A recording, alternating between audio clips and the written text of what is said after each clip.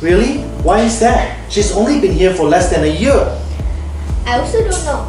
Maybe because Auntie Karen keeps complaining about her every day. But Daddy, did you say that the helpers have to be here for 2 years before they can leave? Well, yes. The employment contract states that the contract lasts for 2 years. Both the employer and the helper have the right though to end the contract early if they wish to, as long as they fulfill the criteria set out in the termination clause of the contract. Oh, what is termination clause? Termination clause, that means that usually there is an agreed notice which states, for example, 14 days, which means that if either party doesn't want to work and stop the employment relationship, they need to tell the other party 14 days in advance before the official last day of work. Official last day of work? That's right, which means the helper has the right to continue to work and the employer has to continue to pay for her service till then. But what if the helper has to leave early or the employer cannot tahan the helper anymore? Well, then the employer can choose to pay the 14 days worth of salary early to the helper or vice versa. Oh, That's not all. The employer has to terminate the helper's work permit within 7 days of the mutually agreed last day of work. Then within the 14 days after the cancellation of the work permit, the employer must pay for the domestic worker's flight out of the country.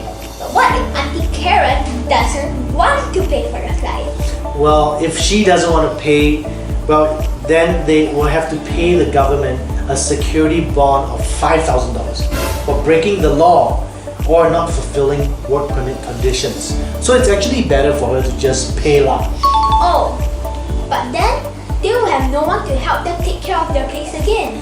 Well, if they have an urgent need for a helper at home, employers can always use and opt for the Advanced Placement Scheme, APS, to hire a helper who is already in Singapore within the next few days. This would definitely be faster than hiring a helper from overseas, but you would need to be eligible for this scheme by either having a child below 16 or a person above 67 years old in the same household. So troublesome to change helper again and again. Well, it's not easy for both parties when the employment relationship doesn't work out. For the helper, it's hard to go to a foreign country away from her family, her kids, to work here in Singapore. There must be a lot of cultural and emotional stress for the helper as well. Imagine if I asked you to go to Mexico to work. No way. At the same time, employers can also assist the helper to understand the terms of the contract. Having this common understanding where both sides understand the contract will probably prevent them from breaking the contract early.